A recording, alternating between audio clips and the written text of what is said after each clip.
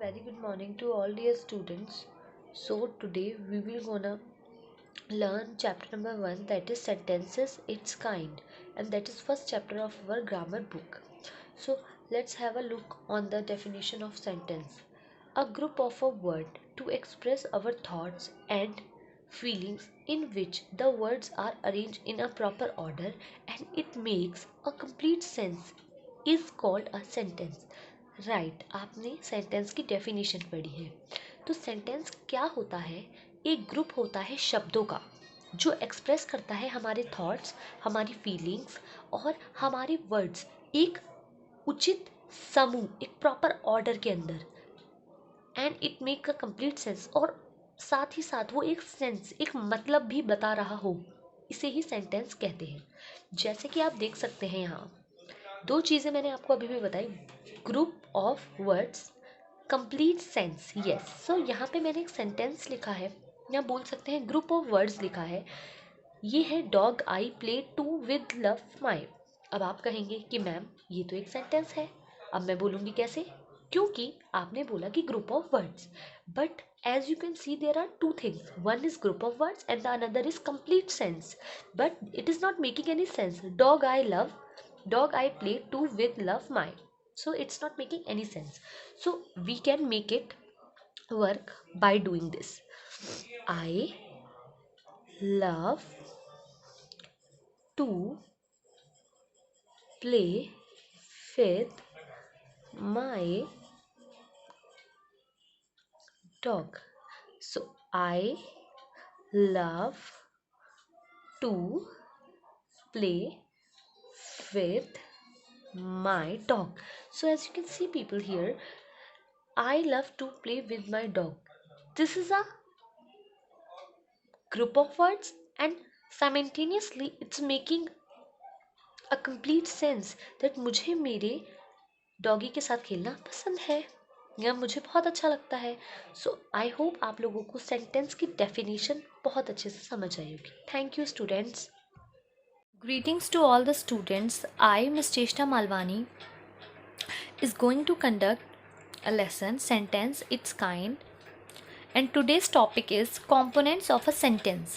So dear students, as you know that every sentence is made up of two essential parts. They are subject and predicate. हाँ जी बच्चों, यहाँ पर अगर आपको एक सेंसिबल और एक मीनिंगफुल सेंटेंस फॉर्म करना है तो आपको उसके लिए दो चीज़ों की ज़रूरत पड़ेगी, सब्जेक्ट एंड प्रेडिकेट। तो अब चलिए दोनों को जानते हैं कि वो है क्या। Subject, the part which name the person or thing we are speaking about is called the subject of a sentence. So एक सेंटेंस के अंदर जिस चीज़ की हम बात कर रहे होते हैं वो पर्सन हो सकता है, एक थिंग भी हो सकती है, तो वो उस सेंटेंस का सब्जेक्ट कहलाता है। Let's have a look on the definition of a predicate. So when something is said about the subject, तो अगर उस पर्टिकुलर सब्जेक्ट जिसके बारे में हमने ऊपर डिस्कस किया उसके बारे में कुछ बोला गया है, so that is called the predicate of a sentence. तो वो उस सेंटेंस का प्रेडिकेट कहलाएगा। In the sentence the subject and the predicate में each consist of a single word or of many words.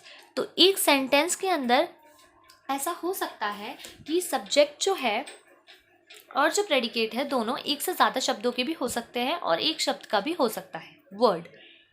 Okay students, so now have look on the different examples. So as you can see students, here are few examples. The first example is Vipin has gone to school. तो आप देख सकते हैं sentence में कि sentence में बात हो रही है विपिन की, और विपिन के बारे में जो भी बोला गया है वो उसका प्रेडिकेट कहलाएगा। नेक्स्ट एग्जाम्पल आप देख सकते हैं, दे आर रिच। दे वो लोग, आर रिच उन लोगों के बारे में बोला गया कि वो अमीर हैं, तो वो लोग हो गए subject, means they will become your subject and the rich are rich will become your predicate. Okay students, so same as other examples are written, you can see one more thing is here. The subject of a sentence usually comes first but occasionally it is put after the predicate. So basically students, what happened, हमारा जो subject होता है वो sentence के starting में ही आता है, ऐसा लिखा गया है, बट ज़रूरी नहीं है कि हर बार ऐसा हो, कभी कभी वो एट द एंड भी हो सकता है। So here as you can see, read the following example. Here comes the cab, Dick Tom went the bell. So in both of these sentences The cab and the bell both are the subjects of each sentences, and they are at the end of a sentence. So I hope students you all understood the meaning of predicate, subject, and of course the definition of a sentence. And if you did not watch my video, the previous video of mine, so you can go on the description box below. You will gonna find a link and you can watch that video as well. And students, if you really like this video, so just subscribe it, hit the bell icon and the like button so that you will not going to miss any of my coming video. So thank you students. Bye bye. Have a great day. Greetings to all my dear students. I hope you all are fine, and I am also fine here at my place. Even though I am in lockdown period, we all are suffering from quarantine time, but no problem. We can make it work by doing some work. So let's start. So students, as we have already discussed in our last lesson, the subject and the predicate part means two component of a sentence. So today here I will going to make you know how can you find a subject quickly in a sentence. So now as you can see, the first sentence, Ram is playing. In this sentence, if you will ask who is playing, then quickly you will going to get your answer that Ram is playing. So Ram will be your subject and leftover part will be your predicate. Here on the next example, he likes to play. Now if you will ask who likes to play, so you will going to get your answer very quickly, he, and rest of the sentence will be your predicate. Now in the third part, as you can see, you sit down, you inserted by me, because if you have any sentences like this where you do not have subject, so you need to assume that this thing has been said to a person who is in front of you. So it is said by me to somebody who is in front of me, you sit down. So here you will be your subject and leftover part will be predicate. So here is your next example. Here comes the bus. Dear students, as I have already mentioned that always it doesn't happen that your sentence end with the predicate. It can be ends with a subject too. So as you can see, here comes the bus. So who comes? Bus. So bus will be your subject and the leftover part will be your predicate. So dear students, I will going to make you see a beautiful bicycle. By that bicycle's help, I will make you understand even better. And here is my bicycle. So dear students, as you can see, the subject is one wheel, the predicate is another wheel. This is subject wheel, this is predicate wheel. This is our structure of a bicycle, and you can say a sentence which is without subject and the predicate. So dear student, if you really want to form a meaningful sentence, so you need to take the help of subject wheel and the predicate wheel. So a sentence is just like a bicycle. If you really want to move it, so you need to take the help of two wheels. One is subject wheel, another is predicate wheel. I hope dear students you understood it very well, and if there is any doubt, just leave a comment. And if you like my video, just subscribe it, hit the like button, hit the bell icon too, so you will not miss any of my coming videos, and give your support. Thank you dear students. Thank you. Greetings to all the students. So dear students, as we have already learned about the definition of a sentence, components of a sentence, and how one can find a subject from a sentence. So now we must have to know how many kinds are there of a particular sentence. So there are many kinds of a sentence. We can clarify them into main 5 kinds. So now students, हमारे पास 5 kinds हैं sentence की. एक वाक्य के 5 प्रकार होते हैं. क्या वो जानते हैं? द फर्स्ट इज, पहला है असर्टिव एंड डिक्लेरेटिव. दूसरा, सेकेंड, इंटेरोगेटिव सेंटेंसेस. थर्ड, तीसरा, इम्परेटिव सेंटेंसेस. फोर्थ, चौथा, exclamatory sentences. And the last, fifth, is optative sentences. So now dear student, let's come and have a look on the assertive or declarative sentences. These sentences are most common type of sentences. Yes dear students, ये जो type है sentence की, पहली type, ये बहुत commonly use होने वाली type है and it forms a statement और डिक्लेरेशन। और ये एक स्टेटमेंट बताती है या किसी चीज़ को डिक्लेयर करती है इस टाइप के sentence. It expresses facts, actions and happenings and can be either affirmative or negative in nature. Yes dear students, जो ये पहली काइंड है ये आपको या तो कोई फैक्ट बताती है, कोई एक्शन या कोई चीज़ जो हो रही होती है। There are two types further in this category, in this type, that is affirmative and negative. So let's go for that.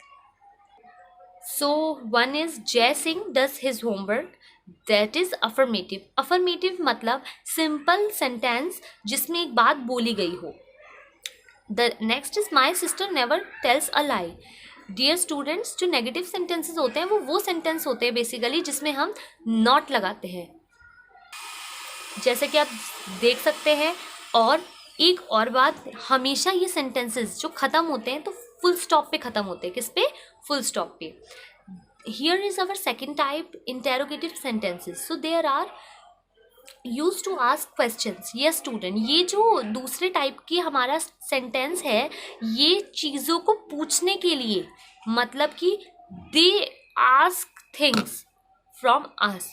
They are of two kinds, ये दो तरीके के होते हैं। Those begins with helping verb. तो बेटा जो sentence, मतलब कि इंटेरोगेटिव सेंटेंस जो शुरू होते हैं हेल्पिंग वर्ब से। अब आप बोलेंगे हेल्पिंग वर्ब कौन सी होती हैं, जैसे कि इज, आर, एम और was, were, and there are so many. I will teach you this sometime later, but today आपको ये पता होना चाहिए those begins with helping verb। तो जो इनसे स्टार्ट होते हैं वो होते हैं एक type. those begins with question words। what are the question words? like WH family we know, who, what, so these are the basically question words। so दो तरह के ये क्वेश्चन पूछे जा सकते हैं, एक जो कि हेल्पिंग वर्ब से स्टार्ट हो और दूसरे जो कि क्वेश्चन वर्ड से स्टार्ट हो। Now the third is imperative. Imperative sentences, these expresses commands. ये हमें कमांड बताते हैं, रिक्वेस्ट बताते हैं, कोई एडवाइस या कोई suggestion, proposals. Imperative sentences do not begins with the subject. जैसे कि अभी हमने देखा कि बिना सब्जेक्ट के जो सेंटेंस फॉर्म होता है उसका कोई मतलब नहीं होता, but here as you can see इसमें सब्जेक्ट नहीं होता, always ends with full stop, और ये हमेशा फुल स्टॉप पे ही खत्म होता है। Affirmative imperative sentences begin with the base form of the verb. तो ये वर्ब से स्टार्ट होते हैं, ये वर्ब से स्टार्ट होते हैं। And negative imperative sentences being with do not. तो जो नेगेटिव सेंटेंसेस होते हैं वो डू नॉट या नेवर से स्टार्ट होते हैं। Imperative statements do not have interrogative form. Imperative statement जो होती हैं उसमें कोई भी क्वेश्चन नहीं पूछा जाता, इंटेरोगेटिव फॉर्म नहीं होती वो। जैसे कि आप देख सकते हैं ऑलवेज ओबे योर पेरेंट्स, तो ये एक एडवाइस है। Do not let them quarrel, उन्हें लड़ने मत दो, ये एक एडवाइस है। Let us play, let us plan for a picnic, let's plan for a picnic at the weekend, this is a proposal because we are asking, चलो ऐसा करते हैं। एंड ऐसे 3 वर्ड्स होते हैं तो आप इसको ध्यान में रखना। Do not let the thief run away, do not let the thief run away, it means this is also proposal. Do not, ऐसा मत होने देना। नेवर मतलब कि मना कर रहा है, but basically this is command. Never spit on floor, please give me a glass of water, that is request. Now here is our fourth one, exclamatory sentences, basically a sentence written or spoken in a form of exclamation. Students, as you know that exclamatory sentences are those which show us sudden expressions. It can be sorrow, it can be happiness, it can be anything, but it should be sudden. Feeling of joy, surprise, sadness, it's called exclamatory sentences. और एक exclamatory sentence को समझने का सबसे अच्छा तरीका है कि उसके पीछे एक्सक्लेमेटरी मार्क होता है जो कि कुछ इस तरीके का आपको दिखता है। And here is our third one, and this is fifth type, optative sentences. Those sentences that express wishes are called optative sentences. They are also formed by the mark of exclamation. So here ये भी एक तरीके का देखा जाए तो exclamatory sentence ही है, but इसको हम एक और कैटेगरी में डिवाइड कर देते हैं जो कि कहलाती है ऑप्टेटिव. ओके स्टूडेंट्स, एंड आप देख सकते हैं may God bless you, wish you best of luck. So these both kinds are the optative sentences. Okay students, so I hope you have understood the full concept of kinds of sentence. And if you really like this video, so hit the like button, hit the bell button, leave a comment, and do subscribe my channel. Okay students, wish you a best of luck.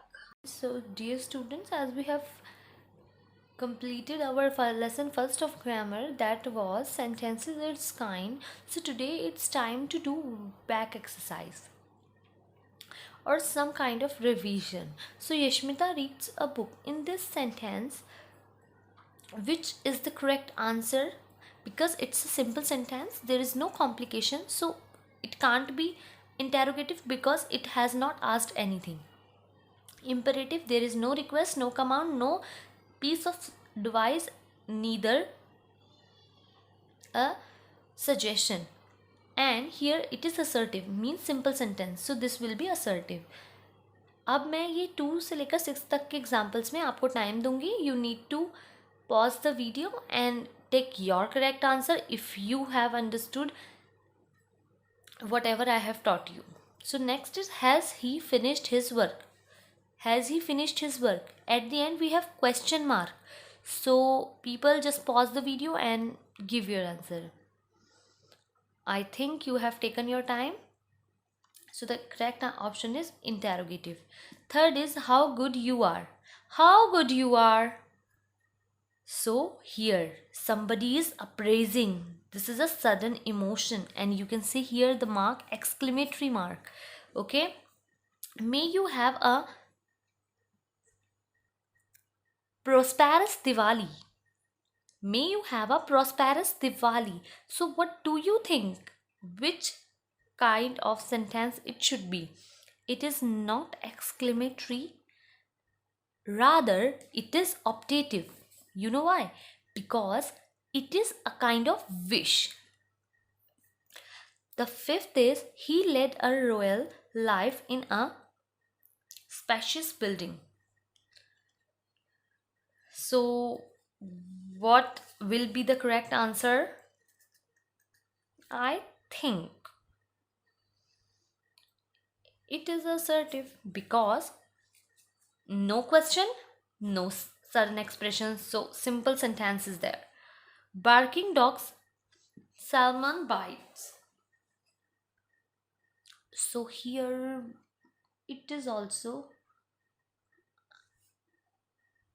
this is an assertive because it's a simple statement which has been said by somebody. So now dear students, as you can see here, the next question, circle the subject and underline the predicate into he following sentences. Okay, into the following sentences. So God helps those who help themselves. So here the main thing which we are talking about, that is subject, and the whole other part is predicate. John became a doctor. So we are talking about basically who became a doctor. John became a doctor. We cannot pump the ocean dry. So here we are talking about we, and this is predicate. The young girl greeted me with a smile. So the young girl, so now here full, the young girl. Sachin's farewell speech made us cry. So what is the subject?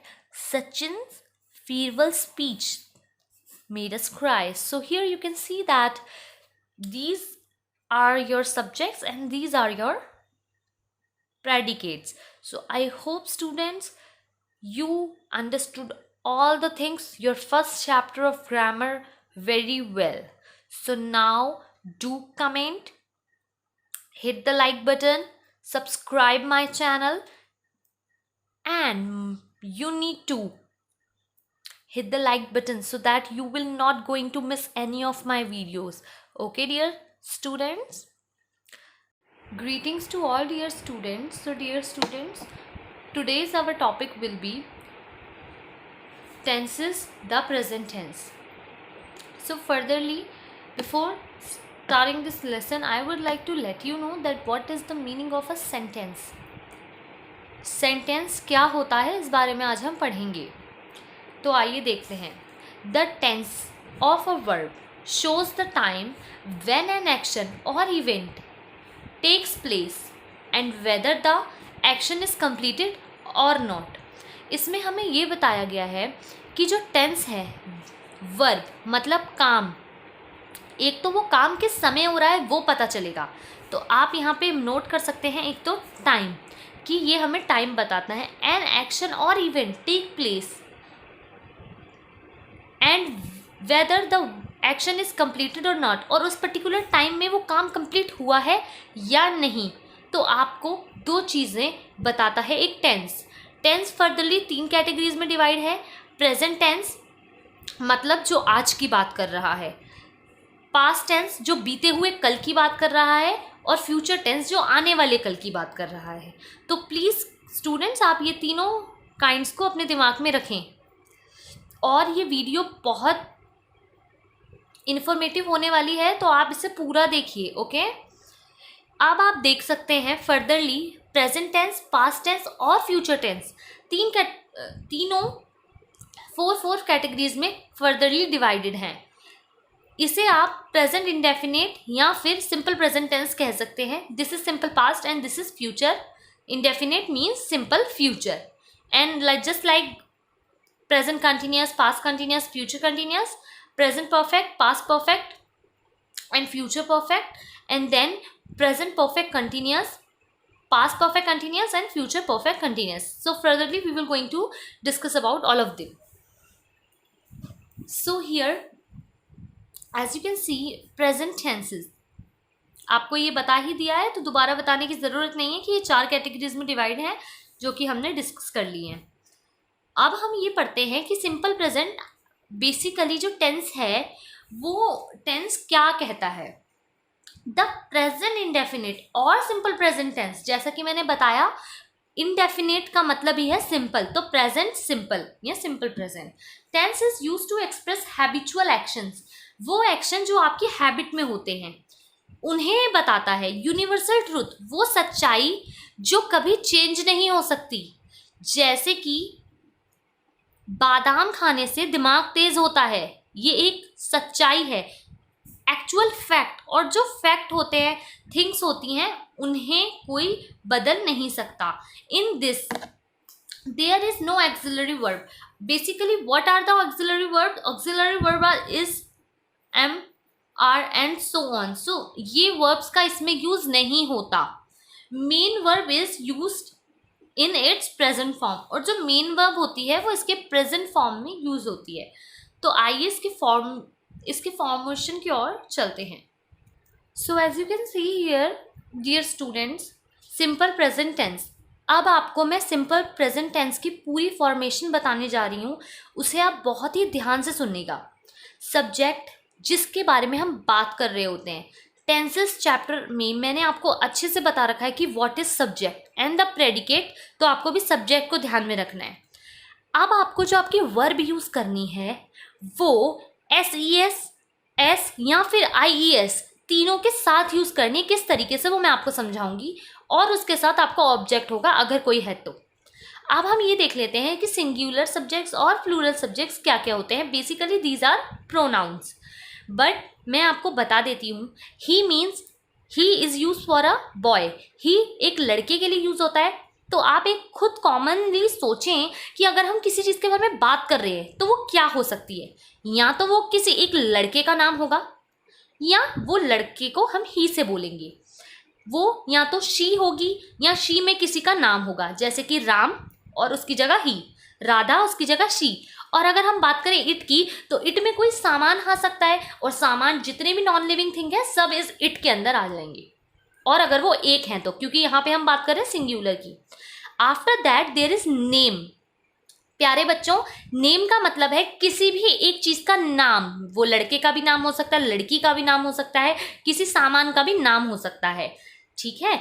और उसके बाद तो singular बहुत सारी चीजें होती है, जैसे दिस दैट और बहुत सारे, पर अभी आपको इन चारों को ध्यान में रखना है। और प्लूरल सब्जेक्ट्स वो सब्जेक्ट्स होते हैं जो एक से ज्यादा होते हैं। मेरे हिसाब से जो मैं रूल फॉलो करती हूँ, अगर ये चारों में से कोई नहीं है तो इसका मतलब है कि वो प्लूरल ही है। जैसे कि अगर मैं बोलूँ राम, इट मीन्स ये सिंगुलर कैटेगरी में फिट हो गया। अब मैं बोलूँ मदन एंड कुमार, अब आप बोलोगे मैम ये तो है नहीं इसमें, अगर ये इसमें नहीं है तो इसका मतलब ये प्लूरल ही है, क्योंकि प्लूरल तो इतनी सारी चीजें हैं कि we can't describe, but if we talk about singular तो हमें इन चारों को ही दिमाग में रखना है। अब मैं आपको एक स्मार्ट सा फॉर्मूला बताने वाली हूँ, small formula, smart small rule you can say.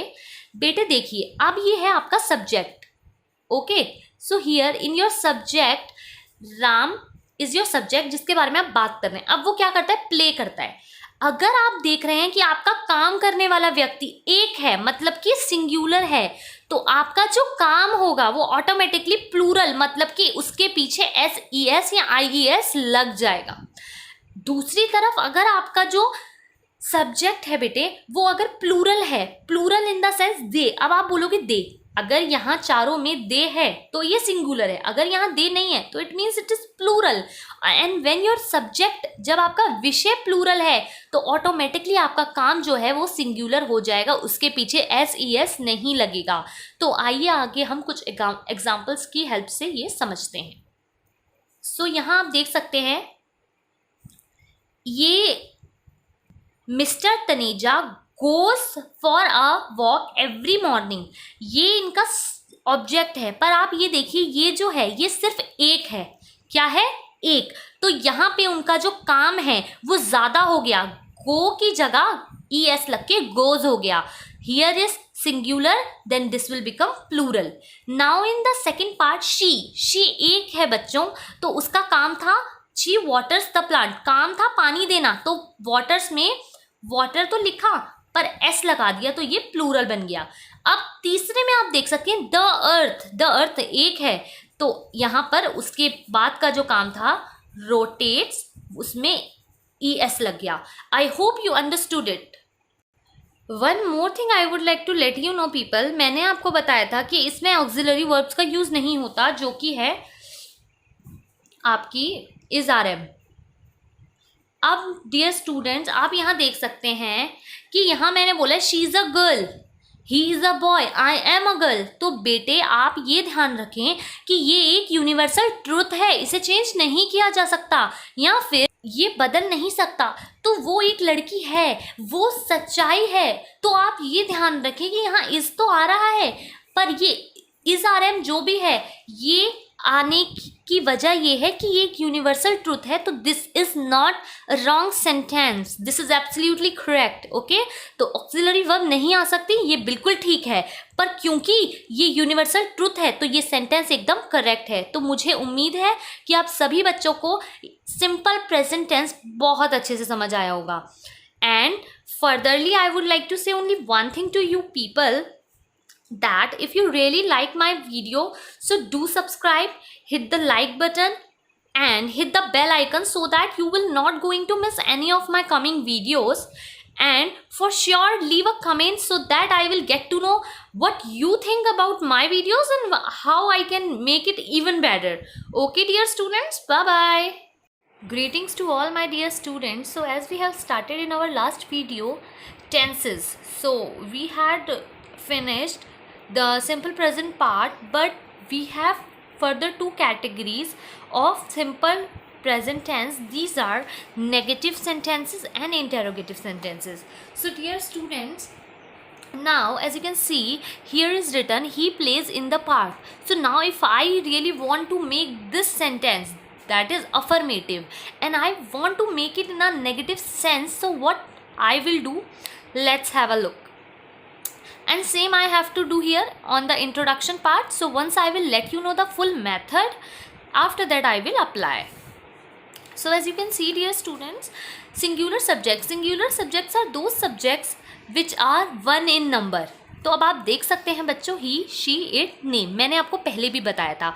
तो अगर आपको लगता है कि आपका सब्जेक्ट इन चारों में से कोई एक है तो आप वहाँ डज लगाएं. पहले इतनी बात समझ लें, उसके बाद आगे की चीज़ समझेंगे. नेक्स्ट है प्लूरल सब्जेक्ट्स. प्लूरल सब्जेक्ट्स वो सब्जेक्ट्स होते हैं बेसिकली जो एक से ज़्यादा होते हैं. आप इन चारों को देखें, अगर वो इन चारों में से कोई नहीं है इसका मतलब वो प्लूरल है, तो आप उनके आगे लगाएं डू. ओके डियर स्टूडेंट्स, आप दो चीज़ें मैं आपको बता देती हूँ. Put not after do and does. तो जब आप नेगेटिव सेंटेंस बनाएंगे तो आप सबसे पहले अपने सब्जेक्ट के बाद डू और डज लगा देंगे, उसके तुरंत ही बाद नॉट लगा देंगे, तो वो आपका नेगेटिव सेंटेंस बन जाएगा. और in case of interrogative sentence what you have to do in interrogative sentence, start sentence with do and does. और जब भी आपको इंटेरोगेटिव सेंटेंस बनाना हो तो अपना sentence he do or does से स्टार्ट करें, तो आपका सेंटेंस इंटेरोगेटिव में बदल जाएगा. और एक बात, interrogative sentences always end with question mark, सो आपको क्वेश्चन मार्क जरूर लगाना है. Okay students, so let's have a look. So now dear students, as you can see here, he plays in the park. So here as you can see, he plays in the park. In this sentence we need to make it negative. अब इसे negative बनाने के लिए हमें सबसे पहले rule में जो देखा हमने, ही के बाद हमें तुरंत लगाना है does. Just after your subject you need to put does or do according to singular and plural subjects. उसके तुरंत बाद आपको नॉट लगाना है as per you need a negative sentence. After that आपको एक बात प्यारे बच्चों ध्यान रखनी है कि यहाँ पे आपको मैंने एक रूल बताया था कि यहाँ पे आपका सब्जेक्ट है सिंगुलर, तो आपका काम हो जाएगा प्लूरल. पर आप देख सकते हैं अभी आपने ही के साथ ऑलरेडी डू के साथ es ऑलरेडी ऐड करके डज बना दिया है. तो अब आपको अपनी वर्ब को सिंपल रखना है. क्या रखना है? सिंपल. तो आपको एक चीज़ ध्यान में रखनी है कि आपकी वर्ब जो हो वो s और es के बिना हो, उसमें s और es ना लगा हो. ठीक है. अब आप यहाँ देख सकते हैं I already plural, as a plural subject count होता है, तो आई के साथ हमने डांस लिखा है डेली. तो आई हमारा प्लूरल है, तो उसके साथ डू आएगा और डू के साथ डांस आएगा. बट एक चीज़ और, डू नॉट मैंने ये इसलिए लिखा क्योंकि आपको पता रहे. अगर आप नॉट लगाना भूल गए तो ये मत सोचिएगा कि डू लगाने के साथ हमारा सेंटेंस नेगेटिव हो गया. No, after do you need to put not as well. Okay. और ये लास्ट में फुल स्टॉप से ही एंड होगा. अब यहाँ पे आप देख लेते हैं कि यहाँ पे है दे ईट देयर फूड. अब आपको क्वेश्चन पूछना है, तो क्वेश्चन में मैंने जैसे कि यहाँ पे आपको बता रखा है, in interrogative sentence start sentence with do or does. आपको जो भी लगे कि वो सूट हो रहा है उसके हिसाब से आपको लगाना है. तो यहाँ देख सकते हैं आप, जैसे दे हमारा प्लूरल है तो उसके साथ डू लगेगा. Do they eat their food question mark. We jump daily, do we jump daily. इस तरीके से आपको अपने नेगेटिव और इंटेरोगेटिव सेंटेंसेस को फॉर्म करना है.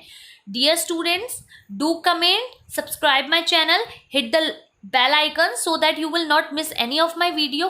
And one more thing, try to leave comments so that I can get to know how you felt or feeling about my videos. Okay dear greetings to all dear students. So as we already started the topic tenses in our previous video and we have completed the first type, that is simple present tense or present indefinite. So today we will going to move on the next type, that is present continuous tense. So dear students, हम समझते हैं कि present continuous tense का basically मतलब क्या है. present मतलब अभी जो present चल रहा है, continuous मतलब लगातार, tense का मतलब काल जो हमें टाइम बताता है और काम कितना complete हुआ है या कितना हो चुका है या होने वाला है उसके बारे में बताता है. The present continuous tense is used for action in progress at the time of speaking or around the time of speaking. जो present continuous tense है वो हमें ये बताता है कि जो काम है जो प्रोग्रेस में हो रहा है किस समय, जिस समय हम बात कर रहे हैं या बात करने के आसपास के समय में. It is also used to describe an action that is going on over a long period of time or to describe an action that is going to happen in the future and is talked upon in present। मतलब कि जो काम future में होने वाला है उसके बारे में भी अगर हम प्रेजेंट में बात कर रहे हैं तो प्रेजेंट कंटिन्यूअस टेंस हमें वो बताता है, और ये लगातार काम को चल रहा होता है उसको डिस्क्राइब करता है। In this N auxiliary verb is used. Auxiliary verb इसमें यूज होती है, वो होती क्या समझते हैं, इज, आर, एम। ये 3 तरह की वर्ब्स हैं ऑक्सिलरी वर्ब जो अब यूज होंगी। मेन वर्ब जो होगी वो यूज होगी इसके कंटिन्यूअस फॉर्म में जिसमें हम आईएनजी ऐड कर देंगे। Let's suppose if I am talking about play, so play अगर हमारी मेन वर्ब है तो प्ले के आगे आईएनजी लग जाएगा और हम उसको प्लेइंग करके यूज करेंगे as a main verb. Okay students, so now look at the some examples. So dear students, as you can see here present continuous tense। अब हम पढ़ते हैं टेंस की फॉर्मेशन अफर्मेटिव सेंटेंस में, जो सिंपल सेंटेंस हम use करते हैं बेसिकली। डियर स्टूडेंट्स, आपको पता है सब्जेक्ट क्या होता है। टेंसेस चैप्टर आप पढ़ रहे हो और सेंटेंसेस जो मैंने आपको पढ़ाया था प्रीवियस लेसन्स में, मैंने आपको सब्जेक्ट एंड प्रेडिकेट बताया था। तो I hope you all understood the meaning of subject जिसके बारे में बात हो रही हो। इज, आर, एम हमारी 3 ऑक्सिलरी वर्ब्स हैं जो यूज होंगी, मैं आपको अभी भी बता चुकी हूँ। एक्शन वर्ब भी मैंने आपको भी बताया, जिस बारे में हम जिस काम के बारे में हम बात करेंगे उसके पीछे हम आईएनजी पुट कर देंगे। ऑब्जेक्ट, जो भी काम हो रहा है वो किस चीज़ के साथ हो रहा है या कहाँ हो रहा है वो ऑब्जेक्ट होता है, और ज़रूरी नहीं हर बार हो, अगर है तो। इस बेटा हमारा एक सिंगुलर ऑक्सिलरी वर्ब है जो यूज़ होता है एक बॉय, ही, एक गर्ल, शी, एक सामान, एनीथिंग, और किसी एक का नाम जो कि 1 पर्सन हो और 1। Okay. Are basically use with the plural things or plural subjects they, you, we, 2 names. It can be happen that Ram and Shyam, so do not get confused। वो एक से ज़्यादा है तो वो आर ही आएगा। बस आपको ध्यान क्या रखना है कि अगर वो ही, शी, इट और नेम है तो आप उनके साथ लगाए इज। अगर वो ही, शी, इट, नेम नहीं है तो वो आर की कैटेगरी में ही फॉल करेगा। And the third, am. Am बेटा हमेशा आई के साथ ही आता है। तो आइए हम कुछ एग्जाम्पल्स की हेल्प से इसको समझते हैं। शी, अब हमने कैसे ये सेंटेंस की फॉर्मेशन की ज़रा देखते हैं। मैंने लिखा है सब्जेक्ट, सब्जेक्ट हो गया शी, इज, आर, एम में से। अब आप बताइए कि ये शी क्या है। मैम ये तो एक है। ओके बेटा, तो आप इज लगा दो। वैसे ही मैंने इज लगाया। अब बेटा अगर आप कोई सेंटेंस बना रहे हो तो आपको ये तो पता होगा ना कि वो शी कर क्या रही है। आपने बोला वो प्ले कर रही है, तो मैंने बोला ओके बेटा देखो यहाँ लिखा है एक्शन वर्ब, तो आप भी प्ले लिख दो। फिर आईएनजी है, आप भी आईएनजी लगा दो। ऑब्जेक्ट क्या है, कहाँ कर रही है वो प्ले, इन द पार्क। वैसे ही अगर आप दे, वो लोग कहाँ प्ले कर रहे हैं, तो वो लोग कितने, बहुत ज़्यादा, तो आप उनके साथ आर लगा देंगे और फिर वही प्ले, एक्शन वर्ब, आईएनजी और फिर अपना ऑब्जेक्ट, और आई के साथ एम लगता है, वो मैंने आपको बता दिया है, उसी तरीके से होगा। Dear students, now you know कि अब हम लोगों को नेगेटिव सेंटेंस बनाने को भी बोला जा सकता है। तो नेगेटिव सेंटेंस में आपको कुछ भी नहीं करना, सिर्फ आपको put not after is, are, am. जहाँ भी आपने इज, आर, एम लगाया उसके तुरंत बाद नॉट लगा देंगे, तो आपके सेंटेंसेस एब्सोल्युटली करेक्ट हो जाएंगे नेगेटिव फॉर्म में। Now we will going to move on the third, that is interrogative sentences. ये स्टूडेंट्स जब आपको कुछ पूछना होता है तब आप उन सेंटेंसेस में हल्का सा चेंज करके उन्हें इंटेरोगेटिव चेंज कर देते हैं, same as negative one. Interrogative में आपको करना कुछ नहीं होता है, start sentence with is, are, am. आपको अपना सेंटेंस जो होता है उसको इज, आर, एम से स्टार्ट करना होता है और लास्ट में क्वेश्चन मार्क लगाना होता है। जैसे कि आप फर्स्ट सेंटेंस देख सकते हैं, शी इज, तो हमने इज को आगे लगा दिया, यहाँ पर इसको आगे लगा दिया और शी को यहीं रहने दिया, बाकी पूरा सेंटेंस सेम है और लास्ट में question mark. So in this way you can form your interrogative sentence too. So dear students, I hope you understand the present continuous tense, and moreover I would like to let you know only one thing, that if you really like my video, so just subscribe, hit the like button, hit the bell icon so that you will not miss any of my coming videos, and leave the comments so that I can get to know your views towards my videos. Okay students, bye bye students. Greetings to all my dear students. So as we have started the topic tenses and have completed 2 topics, first is present indefinite means simple present, and another is present continuous tense. So today we will going to discuss present perfect tense. Okay dear students, present perfect tense. So let's begin. Present का मतलब होता है वो समय जो अभी चल रहा है, परफेक्ट का मतलब हो चुका, टेंस का मतलब जो हम टॉपिक पढ़ रहे हैं. The present perfect tense is use to express an action which began in the past.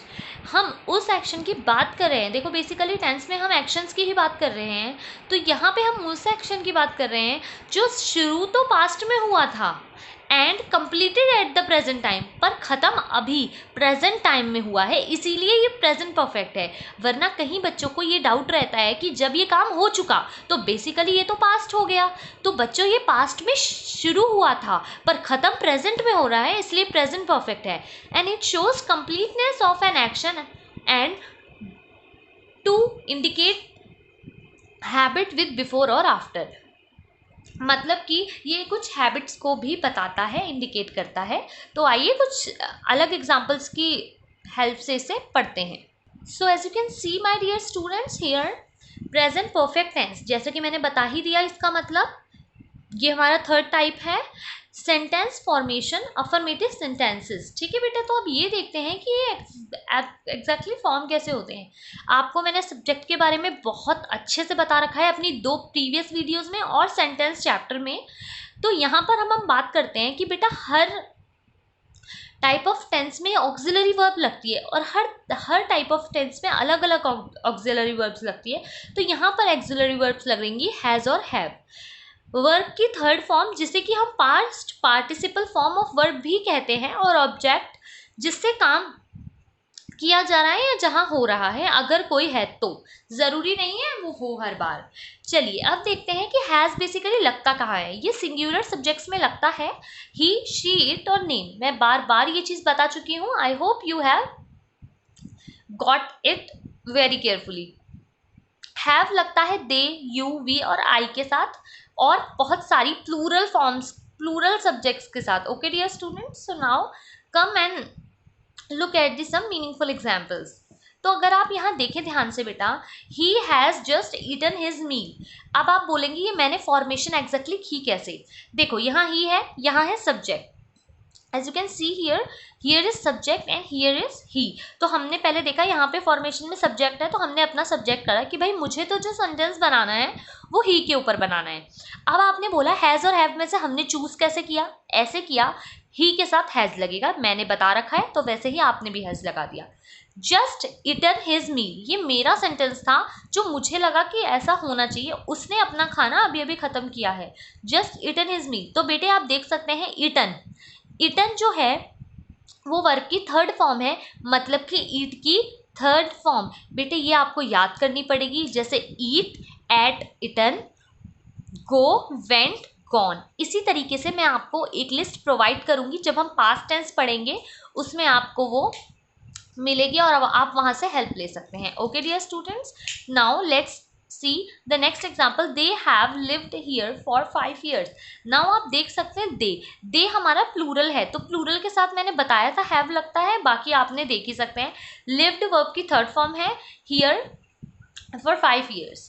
Now look at the negative one. Example है आपका नेगेटिव, कुछ करना नहीं होता नेगेटिव में. Put not after has and have. जहां पर भी आपने अपने सेंटेंस में हैज़ और हैव लगाया है उसके तुरंत बाद आपको नॉट लगा देना होता है और आपका सेंटेंस फिनिश. और आपके अफर्मेटिव एंड नेगेटिव दोनों ही सेंटेंस की जो एंड होता है उसमें फुल स्टॉप लगता है. अब बात करते हैं इंटेरोगेटिव की.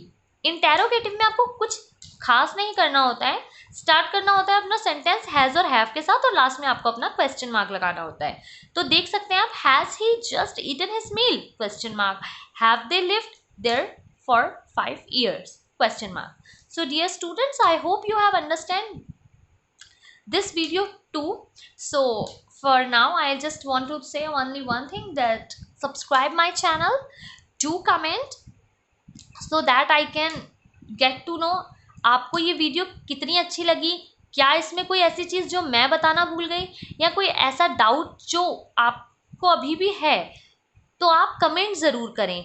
और for instance I would like to say only one thing, just hit the like button and hit the bell button so that you will not miss any of my coming videos. Okay, dear students, bye bye. Greetings to all my dear students. So students, as we have completed three types of present tense, the first is simple present, the second is present continuous, third is present perfect. So now it's time to move for the fourth one, that is present perfect continuous tense. So let's have a look what it says. The present perfect continuous tense shows the action which began at some time in the past and is still continuing up in the present time. बेटा इसमें बहुत अच्छे से describe किया हुआ है कि present perfect tense बताता है, शो करता है एक्शन. मैंने आपको बताया था कि ये टेंसेस हमें एक्शन ही बताते हैं डिफरेंट टाइम्स में, समय में. बिगिन एट सम टाइम, किसी एक टाइम में वो शुरू हुआ था, पर कहाँ कब, पास्ट में. And is still continuing up, और अभी भी वो चल रहा है इन द प्रेजेंट टाइम. तो आपको ये ध्यान रखना है कि ये स्टार्ट हुआ था पास्ट में और अभी तक कंटिन्यू कर रहा है प्रेजेंट में. तो ये इसकी खासियत है कि आप पहचान सके. चलिए आइए आगे पढ़ते हैं. It express the starting time of the action and express the action which began in the past and is still going on over a time. तो ये बता रहा है कि ये आपको एक एक्शन बताता है जो पास्ट में स्टार्ट हो चुका है और अभी तक चल रहा है. तो आइए इसके कुछ एग्जाम्पल्स पढ़ लेते हैं और फिर इसकी फॉर्मेशन और सब कुछ बहुत डीपली पढ़ेंगे. और डियर स्टूडेंट्स, आपसे एक रिक्वेस्ट है कि आप प्लीज़ डिस्क्रिप्शन बॉक्स में ज़रूर जाया करें, ताकि वहाँ पे बहुत इन्फॉर्मेशन आपके लिए मैं डालती हूँ, वो आपके लिए बहुत इम्पॉर्टेंट हो सकती है. Okay, so let's have a look. She has been chatting on the telephone for an hour. They have been reading since 5 o'clock in the morning. She has been waiting for me since morning. I have been working here for the last 10 years. They have discussing the problem since January.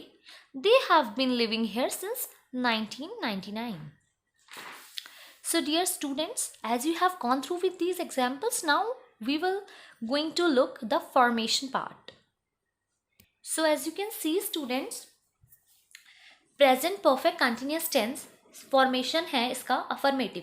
बेटा affirmative sentences वो sentences होते हैं जो ना ही negative होते हैं और ना ही वो इंटेरोगेटिव होते हैं, ना ही कोई क्वेश्चन पूछा जाता है और ना ही इन सेंटेंसेस में नॉट लगा होता है.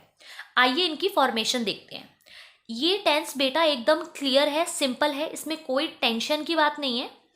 What you have to understand, that is, उसको समझना पड़ेगा पूरे कंसंट्रेशन के साथ. जैसे कि आपको मैंने अभी तक सब्जेक्ट्स के बारे में बहुत अच्छे से नॉलेज दी है.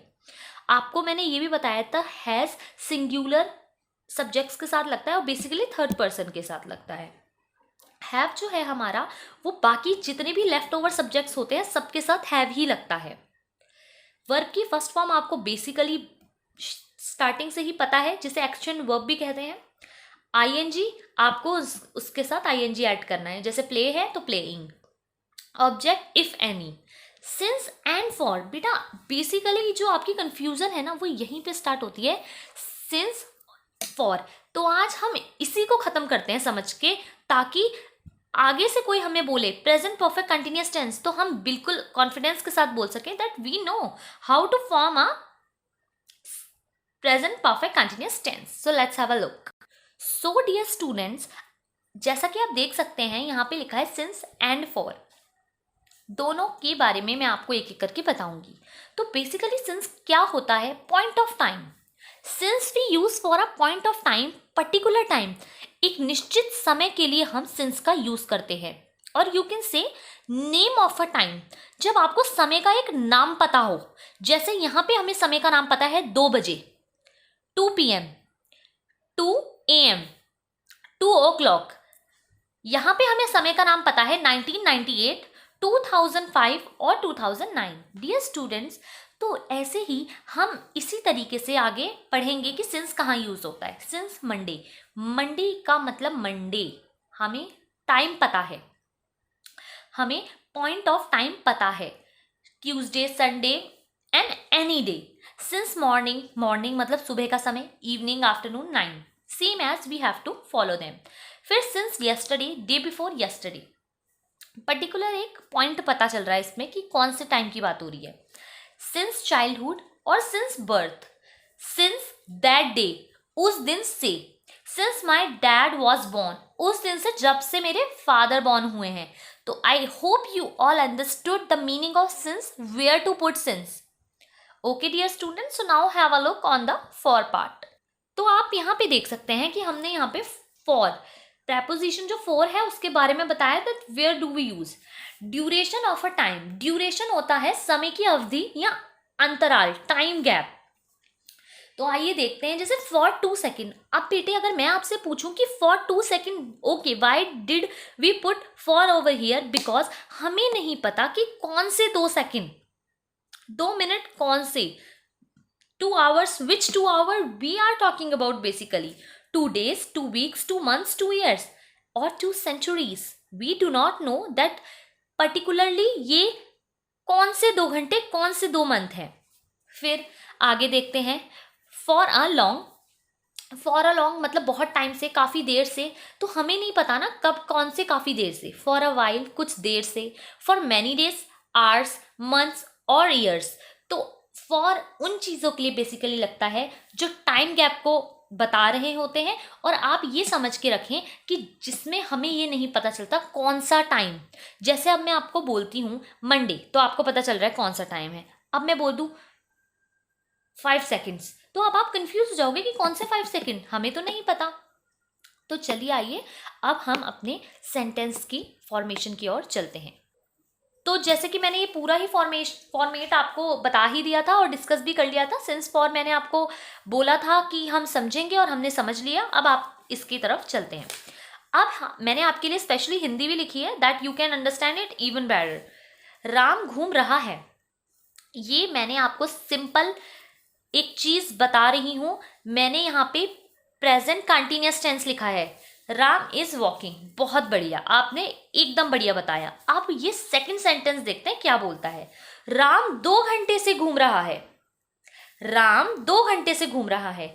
राम घूम तो रहा है, कंटिन्यू तो है, पर से, ये जो वर्ड से है ना, मैं आपको बता दूं, यहां पे भी मैंने मेंशन किया से। यहां पे जब भी कंटिन्यू फॉर्म के साथ आपका समय के साथ से आ जाता है, तब आपको पता चल जाता है कि ये प्रेजेंट परफेक्ट कंटिन्यूअस टेंस है। जैसे आप देख सकते हैं, Ram has been, has been कैसे लगा, मैं आपको फॉर्मेशन की तरफ ले जाती हूँ। सबसे पहले तो आपने अपना सब्जेक्ट यूज किया, उसके बाद हैज बीन और हैव बीन। आपको मैंने बताया था कि सिंगुलर्स के साथ हैज लगता है। Ram is the singular subject, so then we have put has here. फिर बीन हमने फॉर्मूले के हिसाब से लगाया। वॉक हमारी वर्ब की फर्स्ट फॉर्म है, उसके साथ हमने आईएनजी लगा के इसको वॉकिंग कर दिया। फॉर, अब ऑब्जेक्ट नहीं था तो हमने नहीं लगाया। अब यहाँ पे फॉर 2 आवर्स, क्योंकि बेटे हमें नहीं पता कौन से 2 घंटे। Now have, let's look on the next one. मैं खेल रहा हूं, आई एम प्लेइंग, ये है प्रेजेंट कंटिन्यूअस। मैं खेल रहा हूं, मैं सुबह से खेल रहा हूं। I have been playing, I के साथ हैव लगाया because it's singular first person. I have been playing since morning, because we know कि मॉर्निंग से खेल रहा है। मॉर्निंग एक पर्टिकुलर टाइम बता रहा है हमें, fixed time, okay, particular time. तो अब हम देखते हैं इसकी नेगेटिव फॉर्मेशन कैसे होती है। बेटे इसमें कोई टेंशन की बात नहीं है, आपको सब कुछ एज इट इज रखना है। अगर आपको ये अफर्मेटिव समझ आ गया तो नेगेटिव और इंटेरोगेटिव बिल्कुल आसान है। सो देखते हैं, राम हैज, बस नॉट लगा दिया, been working for 2 hours. I have not been playing since afternoon, so here I will put just a simple thing that is not. तो आपको ये याद रखना है बस कि हैज के बाद और हैव के बाद, बीन से पहले और हैज और हैव के बाद आपको नॉट लगाना है। अगर आपने यहां गलती कर दी तो may be you can be in trouble. तो चलिए अब इंटेरोगेटिव के तरफ बढ़ते हैं। तो प्यारे बच्चों, जैसे कि आप देख सकते हो sentence formation for interrogative sentences, तो बेसिकली आपने पहले भी पढ़ रखा है कि जब भी आपको कोई इंटेरोगेटिव सेंटेंस बनाना होता है तो आपको एक्सिलरी वर्ब्स को सबसे पहले रख देना होता है, तो वो ही हमने किया। ओके, बट ये जो होते हैं ये डबल नेगेटिव सेंटेंसेस होते हैं। कौन से? डबल नेगेटिव, जिसमें WH फैमिली भी होती है। I hope you are well known about WH family, वरना मैं आपको कमिंग वीडियोस में WH फैमिली के बारे में पूरा बताऊंगी। तो अभी के लिए आप समझते हैं, सबसे पहले आपको हैज़ और हैव को आगे रखना है, सब्जेक्ट को उसके बाद रखना है, और सब्जेक्ट के तुरंत बाद नॉट को रखना है। तो आप ध्यान ये दें कि बेटा जो सब्जेक्ट आपकी फॉर्मेशन है उसमें यहाँ पे आपका हैज़ और हैव था नॉट से पहले, अब आपको तुरंत उसको आगे ले जाना है और बाकी पूरी फॉर्मेशन एकदम सेम रहेगी।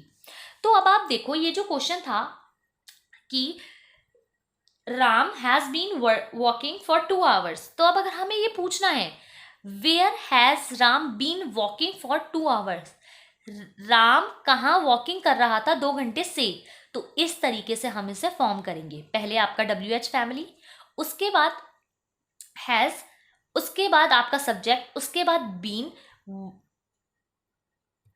Walking for 2 hours. Now the next is since when. Since when मतलब कब से। Has he been playing, has he been playing मतलब कि कब से वो खेल रहा है। तब आपको आंसर मिलेगा कि I have been playing since morning और he has been playing since morning. So I hope students that you have understood the full concept of present tense, even present perfect continuous tense. So for that I would like to say only one thing to you people, that just subscribe my channel, hit the like button, hit the bell icon so that you will not miss any of my video, and for sure leave a comment so that I can get to know your views towards my video. Thank you students and bye bye. Greetings to all my dear students. So dear students, as we have completed with the first type of tense, that was present tense, and there were 4 categories of present tense. We have completed with that also. So dear students, if you have not seen any of my video related to present tense, so you can go below on the description box, and there you will find all 4 categories of present tense, and your doubts will be going to clear. And now today we will going to move on the second type, that is present tense. Let's have begin. The present tense expresses action in the past time. Present tense हमें express करता है उन actions को जो past time में हुए हैं, the action which has done earlier, और जो पहले ही complete हो चुके हैं। तो बच्चों, जैसे कि आप देख सकते हो यहाँ 4 types हैं, categories basically of past tense. तो आज हम पढ़ेंगे पास्ट इंडेफिनिट और simple past tense. So let's begin. The past indefinite और simple past tense is used to express an action which took place in the past and has been completed by the time of speaking. यहाँ पे ये बता रहा है कि past tense हमें बताता है, सिंपल पास्ट टेंस हमें बताता है वो एक्शन जो हुआ तो पास्ट में था और वो पास्ट में ही ख़त्म भी हो चुका है. In this there is no auxiliary verb used. इसमें कोई भी auxiliary verb यूज नहीं होती, जैसे कि मैंने आपको पहले प्रेजेंट टेंस में बताया था is am are, और यहाँ पर was verb भी यूज होगा बट नॉट हियर, कंटिन्यू में यूज होगा वो, बट यहाँ पर कोई भी auxiliary verbs यूज नहीं होंगी, सिर्फ मेन वर्ब यूज होगी, वो भी पास्ट फॉर्म में, जो कि होती है वर्ब की second form. Okay dear students, so let's come and see few examples and sentence formation too. तो जैसा कि आप देख सकते हैं dear student, sentence formation affirmative sentences, तो इसमें क्या होता है कि पहले तो आपको लिखना होता है सब्जेक्ट, जो कि आपको पहले से ही पता है, जिसके बारे में हम बात कर रहे हैं. Past form of verb, it means second form of verb, here is return, और ऑब्जेक्ट अगर कोई है तो. सो देखते हैं हमने सेंटेंस को कैसे फॉर्म किया. हम बात करें द कैट की, यहाँ जंप नहीं जंप्ड आएगा, because second form of jump will be jumped. Over the wall, he play, not play played. Subject है ही, बॉय के बारे में बात कर रहे हैं, प्ले नहीं played, because second form of play will be played for many hours a day. अब हम इंटेरोगेटिव और नेगेटिव दोनों ही तरीके के सेंटेंसेस को समझते हैं. तो आइए देखते हैं negative. Example negative. Negative sentences में आपको बहुत कुछ नहीं करना होता है, सिर्फ आपको डिड नॉट पुट करना होता है just after your subject. Okay, so here is sentence formation, subject, did not, present form of verb and object if any. तो आपको बेटे ये ध्यान रखना है कि सबसे पहले तो आपका सब्जेक्ट द कैट, उसके बाद डिड नॉट। यहाँ पर जैसे ही आपने डिड लगाया, जस्ट आफ्टर पुटिंग डिड, आपको ध्यान रखना है कि वर्ब की फर्स्ट फॉर्म आएगी, ना कि सेकंड। जैसे कि आप देख सकते हैं यहाँ पे जंप्ड नहीं, जंप लिखा है। ही डिड नॉट, यहाँ प्लेड नहीं, प्ले आएगा, for many hours a day. So let's have look on the interrogative part. Interrogative, put did in the starting, आपको इसमें डिड को स्टार्टिंग में लिखना है, डिड द कैट। और आपको जैसे कि बता ही रखा है मैंने कि जब डिड लगा दिया तो वर्ब की फर्स्ट फॉर्म ही आएगी, present form of verb. Over the wall, did he play for many hours a day. इसी तरीके से प्यारे बच्चों आपका पास्ट इंडेफिनेट और सिंपल पास्ट खत्म होता है। So I hope you all understood this topic as well, and if you really like my video, so just hit the like button, hit the bell icon so that you will not miss any of my coming videos. Subscribe my channel and just leave a comment. Thank you students, and bye bye.